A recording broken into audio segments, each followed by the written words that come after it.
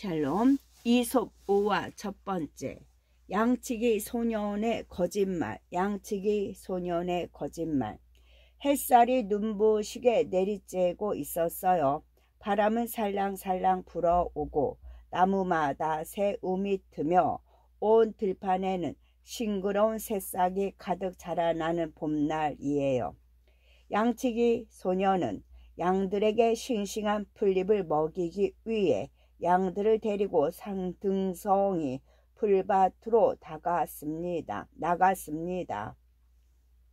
양들은 맛있게 풀을 뜯어 먹었지요.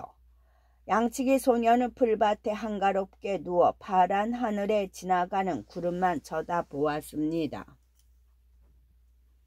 아이, 심심해. 뭐 재미있는 일이 좀 없을까? 그러나 소년은 벌떡 일어나 앉았습니다. 상등성이 풀밭 아래 마을에서 부지런히 움직이는 사람들의 모습이 조그맣게 보였죠. 장난을 한번 쳐볼까? 장난을 치면 아주 재밌을 거야. 양치기 소년은 두 손을 입에 모으고 마을을 향해 크게 소리쳤습니다.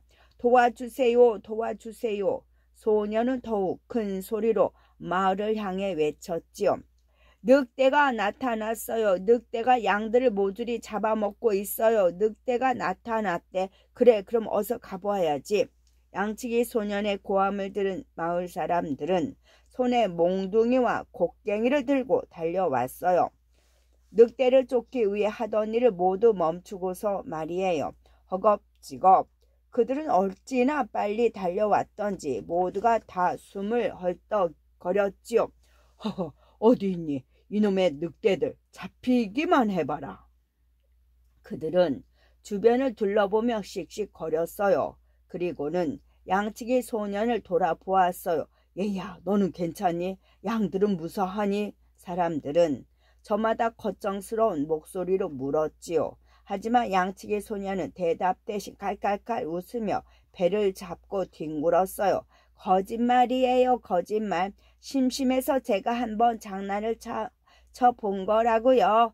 마을 사람들은 어이가 없었지만 껄껄 웃으며 에이야, 그런 거짓말을 하면 안 된다. 그렇게 양치기 소년을 한번 다루고는 대수롭지 않다는 듯 발걸음을 돌렸어요. 양치기 소년은 너무 재미있어 눈물이 다 찔끔 났어요. 며칠이 지났어요. 양치기 소년은 또 심심해졌어요. 한 번 더 장난을 쳐볼까. 그래서 이번엔 더욱더 큰 소리로 마을을 향해 외쳤어요. 늑대가 나타났어요. 늑대가 양들을 잡아먹어요. 어서 와서 도와주세요. 이번에도 마을 사람들은 하던 일을 제쳐놓고 허둥지둥 급하게 달려왔어요. 어디 늑대가 어디 있어? 하지만 양치기 소년이 또 거짓말을 했다는 걸 알고는 마을 사람들은 화를 내곤 돌아갔어요. 거짓말쟁이 녀석, 어른을 놀리는 나쁜 녀석이야. 마을 사람들이 화를 낼수록 양치기 소년은 더욱 재미가 있었지요. 그러던 어느 날이었어요. 양치기 소년은 풀밭에 늑대들이 몰래 숨어 있는 것을 발견하고 깜짝 놀랐어요. 늑대다. 그 순간 늑대들이 풀숲에서 뛰어나와 닥치는 대로 양들을 잡아먹기 시작했어요. 양치기 소년은 불이 나게 마을을 향해 외쳤어요. 늑대다! 늑대가 나타났어요. 그러나 사람들은 저마다 콧방귀를 끼고 말았지요. 저 녀석이 또 거짓말을 하는군. 이번에도 속을 줄 알고. 사람들은 그 누구도 양치기 소년의 말을 믿으려 하지 않았어요. 이번에는 정말이에요. 누가 와서 좀 도와주세요. 애가 탔던 양치기 소년이 마을로 달려가면서 소리쳤지만 마을 사람들은 아무도 들은 채도 하지 않았어요. 양치기 소년의 말이 또 거짓이라 믿었기 때문이에요. 결국 양들은 늑대들에게 다 잡아먹히고 말았지요. 거짓말은 까만 마음이에요. 거짓말은 까만 마음이에요. 우리는 가끔 거짓말을 해요. 밥을 먹기 싫을 때 우린 엄마에게 배가 아프다고 엄살을 부려요. 또 목욕이 하기 싫을 때 우린 그럴듯한 핑계를 둘러대며 떼를 써요. 그런데 그런 거짓말을 하고 나면 우리 마음이 편하지 않아요. 엄마나 아빠 혹은 다른 사람에게 죄를 지은 것 같은 느낌이 들거든요. 자꾸만 마음이 까맣게 물들어가는 것 같은 느낌이 들어요. 맞아요. 정직한 사람은 마음이 하얗고 깨끗해요. 하지만 거짓말을 많이 하는 사람은 마음이 자꾸만 까맣게 변해간답니다. 거짓말로 잠깐 사람을 속일 수는 있으나 끝까지 속이기는 힘들어요. 그래서 한번 거짓말을 하게 되면 자꾸만 다른 거짓말을 하게 돼요. 어때요? 거짓말을 해서 우리 마음이 불안한 것보다 정직하게 말해 우리 마음이 오래오래 기쁜 것이 더 좋겠죠? 포도밭에 숨겨놓은 보물. 포도밭에 숨겨놓은 보물. 아들만 3명을 둔 농부가 있었습니다. 농부는 아침부터 밤까지 쉬지 않고 일을 했으나 3명의 아들은 하나같이 빈둥빈둥 놀기만 했지요. 부지런한 아버지에 비해 아들들은 너무 게을렀습니다. 우리는 그냥 놀면 돼. 맞아, 아버지가 다 하시니까 아무 일도 하지 않으니 너무 좋아. 농부에겐 넓은 포도밭이 있었습니다. 농부는 날마다 포도밭에 나가 밭을 갈고 거름을 주는 등 온종일 땀 흘려 일을 했습니다. 하지만 아들들은 집에서 놀기만 했지 누구 하나 아버지를 도와 일을 하려 하지 않았습니다. 휴, 큰일이야. 도대체 저 녀석들을 어떻게 하면 좋지? 날이 갈수록 농부의 걱정은 깊어갔습니다. 내가 죽은 다음에는 누가 이 포도밭을 가꿀까? 아무도 일을 하지 않아 포도밭엔 잡초만 가득할 거야. 산 등성이에 자리한 포도밭. 하루만 게으름을 피워도 무성히 자라나는 풀들을 뽑아내며 농부는 큰 한숨을 내쉬었습니다. 세월이 흘렀지요. 농부는 병에 걸려 자리에 눕게 되었지만 세 아들의 게으름은 날이 갈수록 더해 갔습니다. 내가 죽고 나면 누가 포도밭을 가꿀까? 그런 걱정을 하다 보니 농부의 병은 점점 더 깊어만 갔습니다. 자기가 죽기 전에 아들들에게 일을 해야 한다는 것을 가르쳐야 한다는 생각에 농부는 세 아들을 불러 모았습니다. 그리고는 조용히 이야기를 시작하였지요. 얘들아, 나는 이제 얼마 못 살 것 같구나. 아무리 게으른 아들들이었지만 죽음을 눈앞에 둔 아버지의 모습은 슬펐습니다.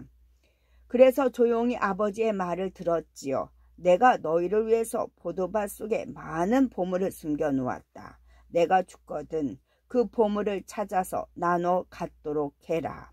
그 말을 마지막으로 농부는 숨을 거두었습니다. 세 아들은 너무 슬퍼 눈물을 흘렸습니다만 마음속은 아버지가 숨겨놓았다는 보물 생각으로 가득했지요.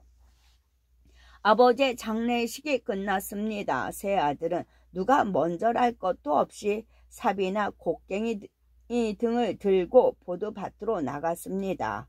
보물을 많이 찾는 사람은 당연히 그만큼 편하고 풍족하게 살 테니까요. 영차, 내가 제일 먼저 찾을 거야. 흥, 먼저 찾으면 뭘 해? 나는 가장 많이 찾을 거야. 아들들은 서로 욕심을 부렸습니다. 그래서 서로 경쟁을 하며 열심히 포도밭을 파기 시작했습니다. 덕분에 포도밭은 점점 기름져 갔지요. 어느덧 봄이 지나고 여름이 왔습니다. 세 아들은 그때까지 열심히 땅을 파헤쳤지만 보물은커녕 동전 한 푼도 나오지 않았지요. 대체 보물이 어디 있다는 거야? 글쎄, 아버지가 우리에게 거짓말을 하신 건 아닐까? 설마. 그런데 포도밭에 깜짝 놀랄 일이 생기기 시작했습니다. 이게 뭐야? 글쎄, 하루가 다르게 포도나무의 잎이 푸르러지더니 포도나무마다 포도가 주렁주렁 달리는 게 아닙니까? 아, 바로 이것이구나. 그때야 세 아들은 아버지가 자신들에게 남긴 말씀 속의 깊은 뜻을 눈치채고는 고개를 숙였습니다. 세 아들이 보물을 찾느라 열심히 땅을 팠기 때문에 그의 포도 농사는 어느 해보다도 더 잘 될 수 있었지요. 아버지가 자식들에게 준 보물은 바로 성실이었습니다. 성실이야말로 세상에서 가장 큰 보물이라는 것을 세 아들은 비로소 깨달을 수 있었죠. 노력하지 않고서 얻을 수 있는 것은 아무것도 없습니다. 노력하지 않고서 얻을 수 있는 것은 아무것도 없습니다. 노력하지 않아도 밥을 먹을 수 있고 학교에 다닐 수 있는 우리는 이 모든 것이 마치 공짜처럼 느껴집니다. 하지만 우리가 누리는 모든 것은 부모님 덕분이지요. 우리가 당연하게 여기는 모든 것은 분명 누군가의 노력과 수고로 이루어졌답니다. 열심히 일하셔서 포도밭을 일구신 아버지 덕분에 편하게 놀고 먹던 삼형제, 아버지가 돌아가시며 남겨주신 소중한 보물 덕분에 늦게라도 땀을 흘리는 것이 얼마나 소중한지 알게 되어 참으로 다행입니다. 아버지가 살아 계셨을 때 깨달았다면 아버지께서 얼마나 기뻐하셨을까요? 우리는 삼형제처럼 뒤늦게 후회하지 말고 부모님의 고마움을 미리 깨닫고 감사할 줄 아는 마음을 가져야 하겠습니다. 우물에 빠진 여우, 우물에 빠진 여우. 햇볕이 무척이나 뜨거운 한여름이었어요. 가만히 있어도 땀이 줄줄 흘러내리는 무더운 날씨라 동물들은 너나 할 것 없이 갈증을 느꼈지요. 그 중에서도 참을성 없기로 소문난 여우는 허겁지겁 무언가를 찾아다녔어요. 저기 우물이 있구나. 마침내 우물을 발견하자 여우는 기뻐하며 달려갔어요. 목이 몹시 말랐던 여우는 목을 쭉 내밀며 급하게 물을 마시기 시작했어요. 쩝쩝, 아 맛있다 맛있다. 그런데 목을 너무 많이 내밀었나 봐요. 오오오, 그만 자기 몸무게를 이기지 못하고 우물 속으로 붕덩 곤두막질 치고 말았지 뭡니까. 졸지에 여우는 우물에 빠지고 말았어요. 밖으로 나가려고 애를 써보았지만 우물이 높아서 나갈 수가 없었죠. 이거 참 큰일이군. 사람들이 오기 전에 빠져나가야 할 텐데. 여우는 몹시 걱정스러웠죠. 하지만 자신의 힘으로는 이 우물을 빠져나갈 수가 없다는 것을 알았어요. 그때 마침 저쪽에서 어떤 동물이 걸어오는 소리가 들렸어요. 매 하는 울음이 들리는 것으로 보아 염소인 것 같았지요. 옳지, 잘됐다. 저놈을 이용해야지. 여우는 얼른 머리를 굴리기 시작했어요. 꾀가 많기로 소문난 여우는 금세 한 가지 좋은 방법을 생각해냈어요. 여우는 우물 안에서 목욕하는 채를 했어요. 아, 정말 시원하다. 그 소리에 염소가 지나가다가 우물 속을 들여다보았어요. 그런데 그 안에서 여우가 붕덩붕덩 목욕을 하는 게 아니겠어요? 염소는 부러운 듯 여우에게 물었어요. 와, 거기 정말 시원하겠다. 여우님, 그렇죠. 여우는 그때야 염소를 본 듯 활짝 웃으며 말했어요. 두말하면 잔소리지. 이렇게 시원할 수가 없어. 정말요? 보고도 못 믿는 바보가 어디 있어. 못 믿겠으면 너도 들어와 보렴. 여우는 염소에게 내려오라고 손짓했어요. 좋아요. 금방 들어갈게요. 염소도 풍덩 우물 속으로 들어갔어요. 우물 안은 정말 시원했어요. 물이 얼마나 차가운지 온몸이 떨려오기까지 했어요. 어프, 어이구 시원해. 염소도 마음껏 목욕을 했어요. 물장구를 치기도 하고 물을 마시기도 하면서요. 어때? 내 말이 맞지?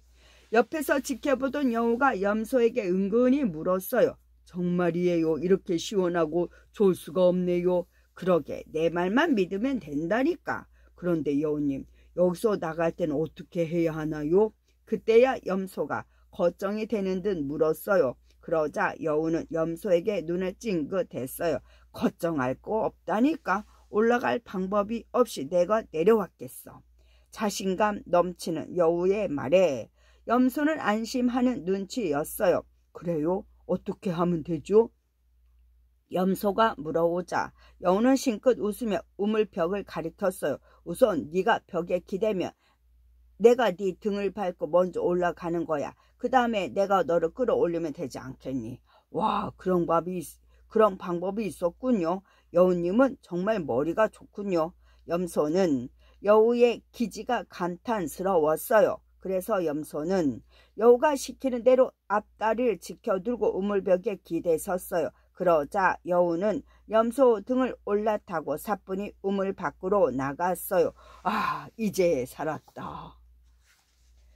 그런데 약속한 것과는 달리 여우가 자신을 올려주지 않고 그냥 가버리려고 하지 뭐예요. 깜짝 놀란 염소가 급하게 소리쳤어요. 여우님, 여우님. 그러자 여우가 뒤를 돌아보고는 모른 체하며 물었어요. 왜 그러니 염소야? 그냥 가시면 어떡해요? 어떡하다니? 약속한 대로 저를 올려주셔야죠.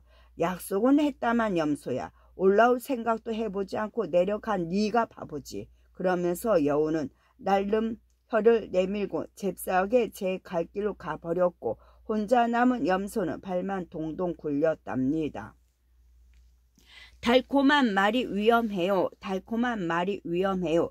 귀가 얇다라는 말을 들어본 적이 있나요? 이 말은 귀의 생김새가 얄팍하게 생겼다는 말이 아닙니다. 남의 말에 쉽게 속아 넘어가는 사람들을 우리는 귀가 얇은 사람이라 부르지요. 친구 중에서도 나쁜 일을 함께 하자고 깨어내는 친구들이 있습니다. 학교에 가지 말고 놀러 가자, 부모님께 거짓말로 용돈을 타내자 등등 이런 말들은 위험하지만 성공하기만 한다면 신이 날 수 있는 일이죠. 하지만 분명히 나쁜 일이고 해서는 안 되는 일입니다. 간혹 귀가 얇은 친구들은 그 친구들의 꼬임에 빠져 잘못된 행동을 하기도 하지만 결국 여우의 꼬임에 빠진 어리석은 염소처럼 위험에 처하게 된답니다. 나쁜 일로 남을 깨어내는 것도 나쁘지만 이런 꼬임에 빠지는 것도 어리석은 일이지요. 좋은 일이든 나쁜 일인지 나쁜 일인지 올바르게 판단하고 결정할 수 있는 두툼한 귀를 가질 수 있도록 노력해 보도록 해야 되겠죠. 숫사슴의 뿔, 숫사슴의 뿔. 숲속에 살고 있는 사슴 중 숫사슴에게는 멋진 뿔이 달려 있어요. 마치 임금님의 왕관처럼 말이에요. 이 뿔이 자랑스러웠던 한 사슴이 있었답니다. 친구들과 어울려 한바탕 신나게 뜀박질을 하고 난 후 연못을 찾아 물을 마시던 사슴은 물에 비친 자신의 그림자를 보았어요. 가장 먼저 눈에 띈 것은 기다란 뿔이었어요. 머리 양쪽으로 난 크고 멋진 뿔. 정말 근사하군. 사슴은 고개를 끄덕이며 스스로 감탄했어요. 이 뿔이야말로 정말 훌륭해. 나만큼 멋진 뿔을 가진 짐승은 없을 거야. 사슴은 자신의 뿔이 너무나 자랑스러웠어요. 자신이 보기에도 정말 근사했지요. 사슴은 연못에 비친 뿔을 이리저리 흔들어 보았어요. 물결에 일렁이는 그 모습에 자신도 반할 지경이었지요. 그러다 보니 가늘고 긴 다리가 눈에 들어왔어요. 사슴은 눈살을 찌푸리며 혀를 끌끌 찼어요. 이런 못생긴 다리 같으니. 사슴은 자신의 다리가 마음에 들지 않았어요. 이처럼 훌륭한 뿔이 이렇게 못생긴 다리라니. 이처럼 훌륭한 뿔에 이렇게 못생긴 다리라니. 하나님은 왜 이렇게 만드셨을까?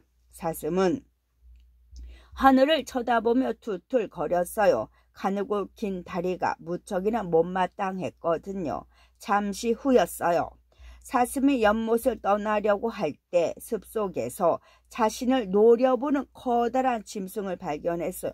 아이쿠, 사자다. 순간 사슴은 가슴이 철렁 내려앉았어요. 온몸이 벌벌 떨렸지만 사슴은 불이 나게 도망치지 않을 수가 없었지요. 걸음아, 나 살려라. 숲속의 왕 사자에게 잡힌다. 그건 생각만 해도 너무 끔찍한 일이죠. 사슴은 온 힘을 다해 뛰었어요. 길고 긴 다리를 이용해서 산 위로 껑충껑충 뛰기 시작했지요. 하지만 상대가 누구예요? 배가 고플 대로 콧바던 사자가 먹잇감을 그냥 가만히 두고 볼 리가 없었지요. 잡히면 안 돼. 사슴은 죽을 힘을 다해 도망쳤고 사자도 젖먹던 힘까지 뽑아내 사슴의 뒤를 쫓기 시작했어요. 한번 눈독을 들인 먹잇감을 절대 놓치지 않는다는 사자와 사슴과의 쫓고 쫓기는 습소 맹렬한 추격전은 한참이나 계속됐어요. 거기 서라니까. 웃기지마. 너 같으면 서겠니? 사슴이 산속을 뛰어다니기 안성맞춤이 가늘고 긴 다리로 목숨을 걸고 도망쳤기 때문에 사자는 쉽게 따라잡을 수 없었어요. 저놈이 왜 저리 빠를까? 시간이 갈수록 두 동물의 간격은 더욱 벌어지고 그럴수록 사자는 쫓아가기 버거워서 숨을 헐떡거렸어요. 이런. 그런데 그만 사슴의 뿔이 나뭇가지에 걸리고 말았어요. 자신이 그렇게나 자랑스러워했던 그 뿔이 말이에요. 빠져나오려고 애써봤지만 나뭇가지에 단단히 걸린 뿔은 좀처럼 빠지지 않았어요. 빌어먹을 뿔아, 제발 좀 빠져다오. 사슴이 몸부림을 쳐봤지만 그럴수록 뿔은 점점 더 나뭇가지 엉킬 뿐이었어요. 하하하, 도가니든 쥐라더니 너야말로 그 꼴이구나. 뒤를 쫓아오던 사자가 가슴에 그 꼴을 보고 배꼽을 잡고 웃었어요.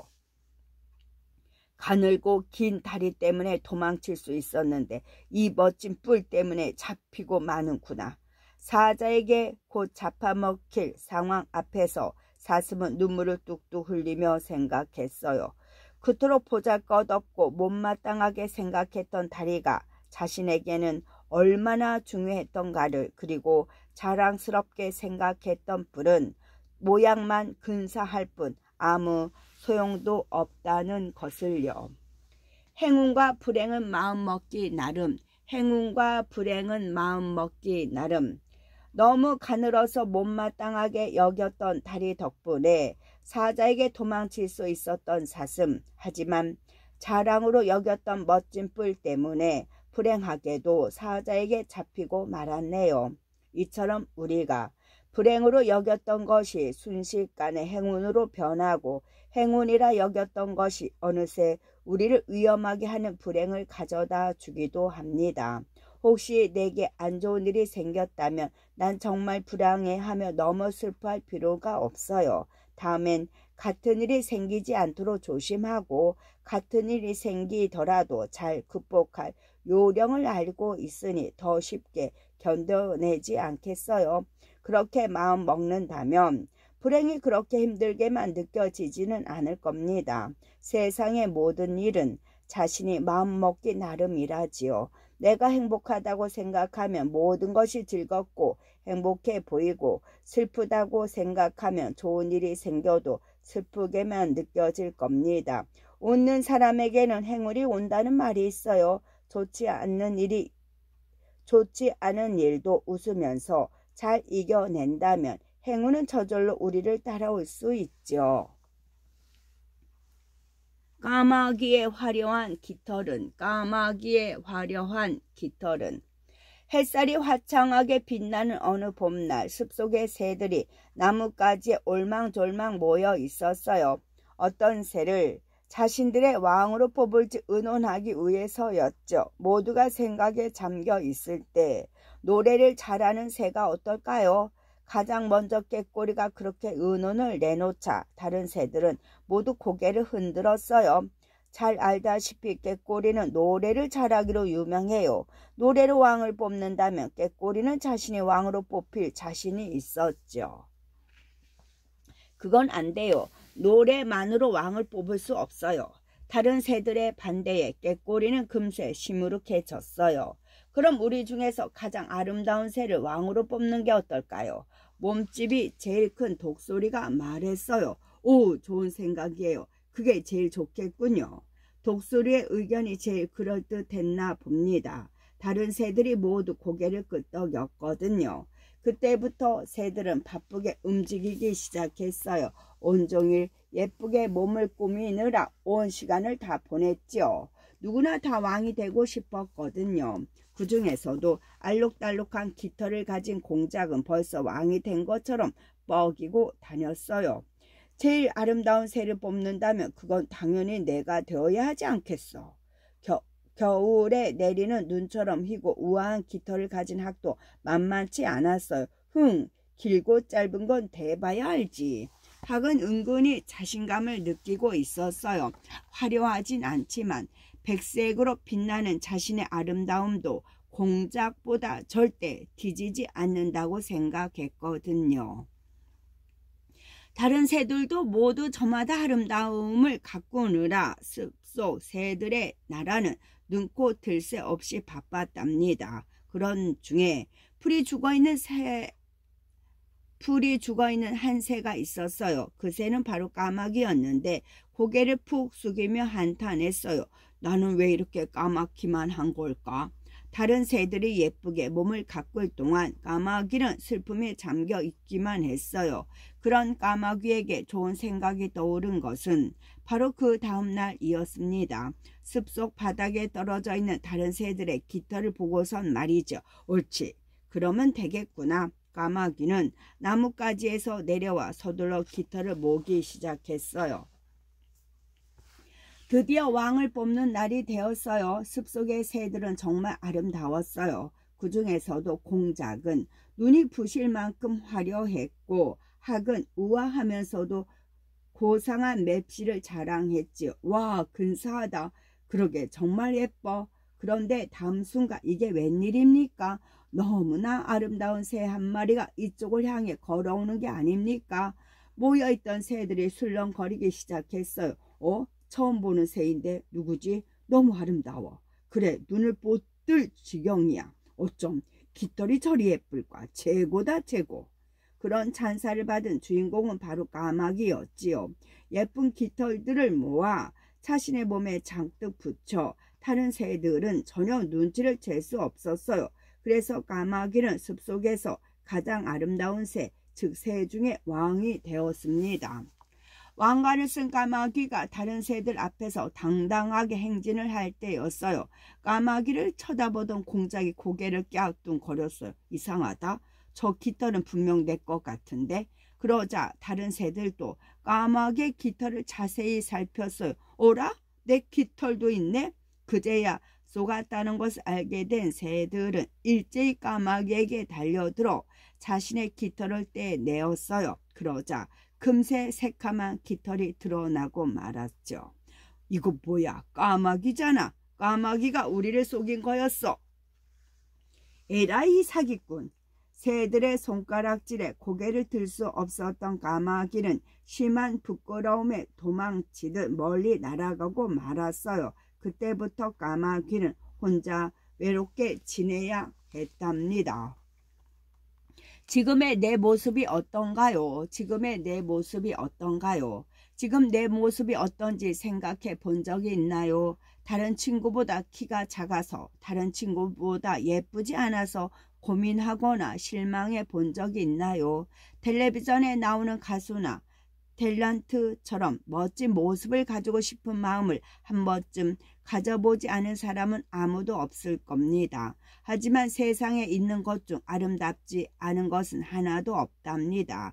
풀 한 폭이, 꽃 한 송이도 예쁘고 귀한데 부모님의 사랑과 관심으로 자라나는 우리는 얼마나 더 귀하고 예쁠까요? 우리가 이 세상에 태어났다는 것만으로도 멋지고 놀라운 일이지요. 키가 좀 작다고 해서, 눈이 좀 예쁘지 않다고 해서 자신감을 잃을 필요가 없습니다. 우리를 사랑해 주시는 부모님이 계시고 그 사랑으로 씩씩하고 밝게 자라고 있다는 것만으로도 우리는 충분히 행복해야 할 이유가 있지요. 지금의 나를, 내 모습을 마음껏 사랑해 주세요. 아기 양의 피리 소리, 아기 양의 피리 소리. 호기심이 무척 많은 아기 양이 있었습니다. 그 아기 양은 보이는 모든 것이 궁금했고 또 신기하기만 하였죠. 저곳엔 무엇이 있을까? 이곳엔 왜 나비가 저리도 많이 모여들까? 어느 따뜻한 봄날 수많은 양이 들판에 나와 한가로이 풀을 뜯어먹고 있었지요. 아기 양도 양떼 틈에 끼어 풀을 뜯어 먹었다가 어여쁜 나비 한 마리를 보았습니다. 알록달록한 나비가 풀꽃 위에 앉아 꿀을 빨아먹다가 아기 양을 보고 놀라서 후닥닥 날개를 펼친 겁니다. 와, 정말 예쁘다. 아기 양은 나비의 예쁜 날개의 짓에 눈이 번쩍 뜨였습니다. 나비야, 너 어디로 날아가니? 나비는 숲속으로 포로롱 날아갔지요. 아기 양은 나비를 따라 정신없이 뛰어갔습니다. 숲속에 들어가니 아기 양의 눈은 더욱 휘둥그레졌습니다. 풀밭과는 또 다른 세계가 펼쳐져 있었기 때문이지요. 빽빽이 둘러싸인 큰 나무들 사이로 온갖 새들이 노래하면서 날아올랐고 땅은 입이 크고 널쩍한 맛있는 풀들로 가득했습니다. 아기 양은 한동안 그 모습을 황홀하게 바라보았죠. 아가야, 숲속은 위험하니 절대 가지 마라. 문득 엄마가 했던 말이 생각났습니다만 아기 양은 엄마가 왜 그런 말을 했는지 알 수가 없었어요. 숲속은 엄마의 말과는 다르게 온갖 나무와 잎사귀로 천국처럼 아름다웠고 또 여기저기 먹을거리도 가득했기 때문입니다. 그런데 이를 어떡할까요? 풀숲에 숨어있던 늑대 한 마리가 아기 양을 잔뜩 노려보고 있었거든요. 이게 웬 횡재야? 완전히 저절로 굴러들어온 떡이로구나. 늑대는 뜻밖의 행운에 속으로 손뼉을 쳤습니다. 그런 줄도 모르고 아기 양은 숲속을 구경하느라 정신이 팔려 있었습니다. 으흐흐, 고는 좀 받있겠다. 늑대는 군침을 삼키고 잽싸하게 아기 양 앞에 나타났어요. 엄마야! 갑자기 자기 앞에 나타난 늑대로 인해 아기 양은 정신이 다 아찔했습니다. 이젠 죽었구나. 아기 양이 크게 놀라며 뒷걸음쳐 봤지만 늑대를 피해 달아나기에는 너무 늦었죠. 아기 양은 눈앞이 캄캄했습니다. 늑대는 금방이라도 자기를 잡아먹을 듯 이빨을 내밀며 킁킁거렸지요. 아기 양은 몸이 장뜩 오그라지며 벌벌 떨었습니다. 하지만 위급한 때일수록 침착해야 한다고 했던 엄마의 말씀이 생각났어요. 위험에 빠지면 불나고 엄마가 목에 걸어준 피리도 생각났지요. 아기 양은 무서움을 애써 참으며 늑대에게 말을 붙였습니다. 늑대님, 죽기 전에 한 가지 소원이 있어요. 아기 양은 슬픈 표정을 창뜩 지어 보이며 늑대에게 애원했습니다. 그러자 늑대는 재미있다는 듯이 아기 양을 넌지시 바라보는 게 아니겠습니까? 그게 뭔데? 마지막으로 피리를 푸는 거예요. 피리는 왜? 제가 제일 좋아하는 거거든요. 죽기 전에 꼭 한 번만 풀어봤으면 소원이 없겠어요. 늑대는 고개를 갸웃거리며 곰곰이 생각해 봤으나 아기 양의 소원을 들어준다고 해서 그리 나쁠 것 같지는 않았습니다. 그래, 좋다. 고맙습니다. 마지막 소원이라니 들어주겠다. 대신 달아날 생각은 마라. 장뜩 인자한 표정으로 늑대가 고개를 끄덕이고 아기 양은 싱긋 미소를 지으며 피리를 꺼내 들었습니다. 피리피리피리리리 피리피리. 그때부터 아기 양은 열심히 피리를 불었습니다. 피리 소리는 숲속을 넘어 양떼가 모여있는 들판에까지 퍼졌습니다. 우리 아기 피리 소리다. 때마침 아기 양을 찾고 있던 엄마 양과 목동이 그 소리를 들었습니다. 피리 소리가 난 곳을 향해 목동과 개들이 손살같이 뛰어왔지요. 이놈 늑대야, 오늘 잘 만났다. 목동은 커다란 몽둥이를 휘두르고 있었고 컹컹컹 개들이 사나운 이빨을 내밀며 짖었습니다. 분하다. 내가 새끼 양에게 쏘을 줄이야. 늑대는 꼬리가 빠지게 도망갔고 물론 아기 양은 엄마 품으로 무사히 돌아올 수 있었죠. 아무리 어려운 일도 다 해결 방법이 있답니다. 아무리 어려운 일도 다 해결 방법이 있답니다. 세상을 향한 호기심이 가득한 아기 양은 마치 우리를 보는 듯하죠. 아직 궁금한 것도 많고 알고 싶은 것도 많은 우리에게 세상은 마치 재미있는 보물상자처럼 느껴지거든요. 하지만 아기 양이 숲에서 늑대를 만난 것처럼 우리가 사는 세상에도 위험한 일들이 많답니다. 부모님이 주의를 주시긴 하지만 자꾸만 잊어버리는 걸요. 혹시 우리가 생각지도 못한 위험과 맞닥뜨린다면 마음을 가다듬고 위기를 모면할 방법을 생각해 보아야 해요. 정신만 차리면 모든 일을 해결책이 있게 마련이랍니다. 아기 양에게 피리가 있었듯이 말이에요. 어떤 위험한 순간에서도 당황하지 말고 해결책을 찾아보세요. 물론 그 전에 그런 위험한 상황을 만들지 않는 게 최선이겠죠. 잘난 체 하지 말아요. 잘난 체 하지 말아요. 도망가는 방법. 고양이 한 마리가 숲속을 지나가는데 마침 그 모습을 본 여우가 고양이를 불렀어요. 너 고양이 아니니? 여우님 안녕하세요. 고양이도 반가운 듯 인사를 했어요. 너 어디 가니? 그냥 심심해서 이리저리 구경해요. 그러자 여우는 걱정스러운 표정으로 고양이를 쳐다봤어요. 너 참 겁이 없구나. 네? 이 숲속엔 사람 짐승들이 많단다. 그러고 다니다 그것들을 만나면 어쩌려고 그러니? 사람 짐승이요? 고양이는 화들짝 놀라며 급히 주변을 살폈어요. 고양이의 놀란 모습을 보고 여우가 깔깔댔어요. 하하하, 지금은 괜찮으니 안심해라. 고양이는 후 한숨을 내쉬며 눈을 흘겼어요. 어휴, 간 떨어질 했잖아요. 그렇게 겁도 없이 아무데나 함부로 다니면 안 된단다. 알았어요, 여우님. 조심할게요. 그런데 넌 무서운 짐승을 만났을 때 재빨리 피하는 방법을 알고 있니? 여우가 의시되며 고양이에게 물었어요. 그냥 나무 위로 도망가면 되죠. 고양이의 대답은 왠지 자신이 없었어요. 그것뿐이니? 네. 고양이의 대답에 여우는 팔짱을 끼며 한심하다는 듯 얼굴을 찌푸렸어요. 체주가 그것뿐이면 잡아먹히기 딱 쉬운데? 여우가 혀를 차며 말하자 고양이는 부러운 듯 물었어요. 그러면 여우님은 도망가는 재주가 많은가 봐요? 나야 한둘이 아니지. 얼마나 많아요? 셀 수 없어. 그러니까 아무리 무서운 짐승이 나타나도 나를 잡을 수는 없어. 여우의 장뜻 뻐기는 모습이 고양이는 부러웠지요. 그때 갑자기 풀숲을 헤치고 사자가 덮쳤어요. 한 가지 방법밖에 모르는 고양이는 얼른 나무를 타고 올라가 피했어요. 하지만 셀 수 없이 많은 방법을 안다고 큰소리 치던 여우는 우물쭈물하다가 결국 사자밥이 되고 말았답니다. 공작과 학, 공작과 학.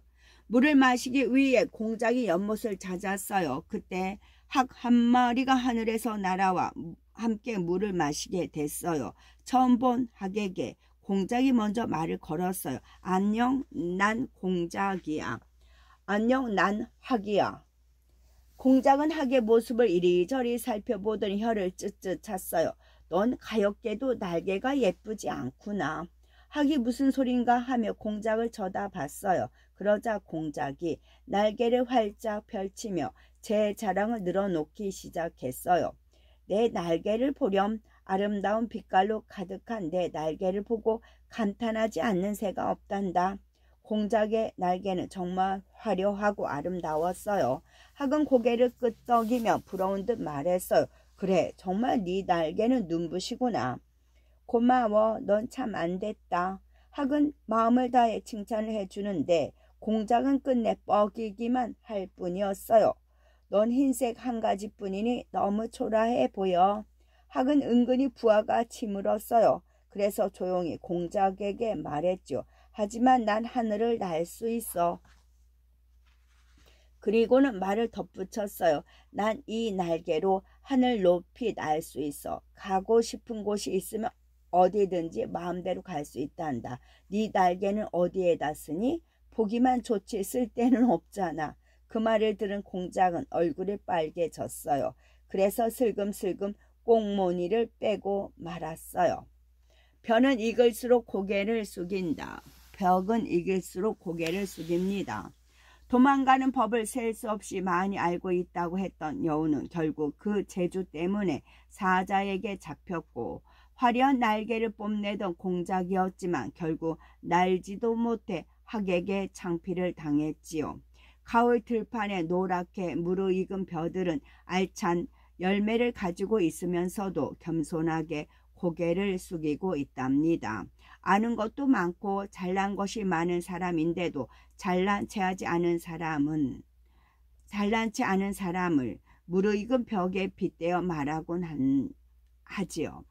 정말 잘난 사람은 스스로 말하고 다니지 않아도 많은 사람이 알아주고 칭찬해 줍니다. 남들에게 자랑하고 싶은 멋진 재주가 있나요? 그렇다면 친구들에게 자랑하며 얄미움을 사는 것보다는 친구들이 먼저 알아채고 칭찬해 줄 때까지 그 재주를 더 갈고 닦는 노력을 해보는 것은 어떨까요?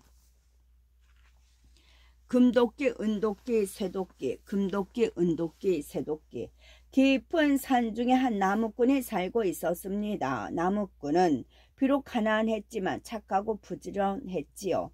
날마다 나무꾼은 나무를 하러 산에 다녔어요. 자, 오늘은 어떤 나무를 벨까? 숲속엔 소나무, 참나무, 상수리 나무 등 많은 나무가 하늘 높이 서 있었지요. 옳지, 저 나무가 좋겠구나. 나무꾼은 연못가에 곱게 서 있는 참나무가 마음에 들었어요. 나무꾼은 그때부터 도끼로 나무를 찢기 시작했어요. 영차 영차. 나무꾼의 이마엔 굵은 땀방울이 돋아나고 어느덧 참나무도 쓰러질 때가 되었어요. 그때였어요. 마지막 힘을 다해 도끼를 내려치는 순간 힘이 빠진 나무꾼은 그만 도끼를 놓치고 말았어요. 날아간 도끼는 옆에 있던 연못에 풍덩 빠졌지요. 이를 어쩌나. 나무꾼은 얼른 뛰어가 봤지만 도끼는 연못 깊은 곳으로 가라앉아 찾을 길이 없었어요. 나무꾼은 그 자리에 털썩 주저앉았어. 아이고 내 도끼, 아이고 내 도끼. 나무꾼은 울음을 터뜨렸어요. 그 도끼가 없으면 나무꾼과 그 가족은 앞으로 살아갈 길이 막막해지기 때문이지요. 나무꾼의 구슬픈 울음소리는 숲속에 퍼졌어요. 그때 연못에서 연기가 피어오르더니 산신령님이 나타나는 겁니다. 너는 무슨 일로 그리 슬피 우는가? 나무꾼은 산신령님을 간절히 쳐다봤어요. 이 연못에 도끼가 빠져버렸습니다. 그 도끼가 없으면 우리 가족은 굶어 죽는데 말입니다. 딱한 일이로구나. 산신령님 제발 제 도끼 좀 찾아주세요. 잠깐 기다려 보아라. 나무꾼의 간절한 부탁에 산신령님이 연못으로 사라졌어요. 그리고는 몇 개의 도끼를 가지고 다시 나타났지요. 이 도끼가 네 도끼냐? 산신령님이 내민 것은 빛이 나는 금도끼였어요.